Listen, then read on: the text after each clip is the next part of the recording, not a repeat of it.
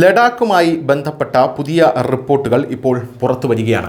ലഡാക്കിൽ കലാപം ആളിക്കത്തിക്കാനായി ആർട്ടിഫിഷ്യൽ ഇൻ്റലിജൻസിനെ ഉപയോഗിച്ചു എന്നുള്ളതാണ് ഇപ്പോൾ ലഭിക്കുന്ന വിവരം. ലഡാക്കിലെ ആക്രമണത്തിന് പിന്നിൽ AI ഡീപ് ഫേക്ക് ഗൂഢാലോചനയുണ്ട് എന്നുള്ള അന്വേഷണ റിപ്പോർട്ടുകളാണ് ഇപ്പോൾ പുറത്തു വരുന്നത്. നേരത്തെ തന്നെ പ്രധാനമന്ത്രി നരേന്ദ്രമോദി ഈ AI ഡീപ് ഫേക്കിനെ കുറിച്ച്, അതിൻ്റെ വലിയ രീതിയിലുള്ള അപകട സാധ്യതയെക്കുറിച്ച് രാജ്യത്തിന് മുന്നറിയിപ്പ് നൽകിയതാണ് എന്നുള്ളതും നമ്മൾ ഇതിനോടൊപ്പം ചേർത്ത് വായിക്കേണ്ടതാണ്. ലഡാക്കിന് സംസ്ഥാന പദവിയും 6ാം ഷെഡ്യൂൾ പദവിയും ആവശ്യപ്പെട്ട് നടത്തിയ വൻ പ്രതിഷേധങ്ങൾ മരണത്തിലേക്ക് നയിച്ചു.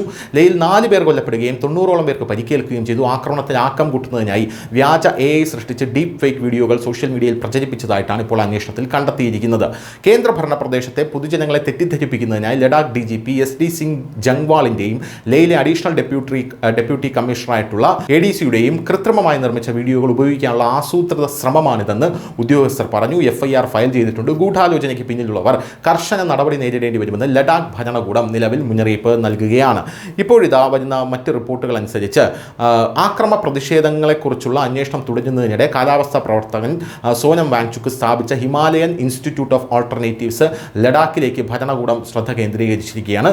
രജിസ്റ്റർ ചെയ്ത സർവകലാശാല അല്ലെങ്കിലും ബിരുദങ്ങൾ നൽകി വിദ്യാർത്ഥികളുടെ ഭാവി കൊണ്ടാണ് HIAL കളിക്കുന്നത് എന്നാണ് ഇപ്പോൾ ആരോപിക്കപ്പെട്ടിരിക്കുന്നത്. ലഡാക്ക് ലഫ്റ്റനന്റ് ഗവർണർ കവീന്ദർ ഗുപ്ത ഇങ്ങനെയാണ് പറയുന്നത്: ക്രമക്കേടുകൾ നടന്നിട്ടുണ്ട്. HIALനും മറ്റും ഉൾപ്പെട്ട എല്ലാവരെയും അന്വേഷിക്കും. ആർക്കും തെറ്റ് സംഭവിക്കില്ല. പക്ഷേ യാഥാർത്ഥ്യം പുറത്തു വരണമെന്നാണ് ലഡാക്കിലെ ലഫ്റ്റനന്റ് ഗവർണർ ഇപ്പോൾ പറഞ്ഞിരിക്കുന്നത്.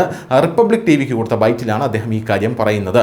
എന്തായാലും സോനം വാങ്ചുക്ക് അടക്കമുള്ളവർ അറസ്റ്റിലായി. ഭാര്യ ഗീത ആങ്മോ സുപ്രീം കോടതിയെ ഇപ്പോൾ ഈ കാര്യത്തിൽ സമീപിച്ചിരിക്കുകയാണ്.